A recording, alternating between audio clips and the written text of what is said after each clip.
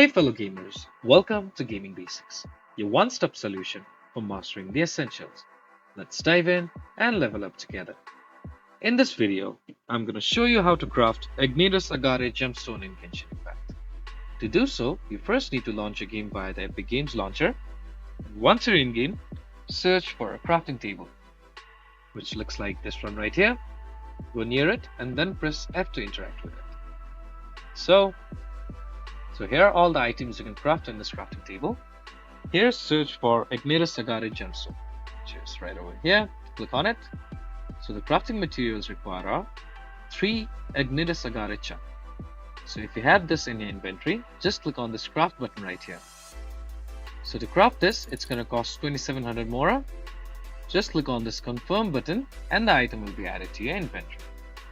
If you found this video helpful, please give us a thumbs up. And if you have any questions for us, please feel free to mention us in the comment section down below.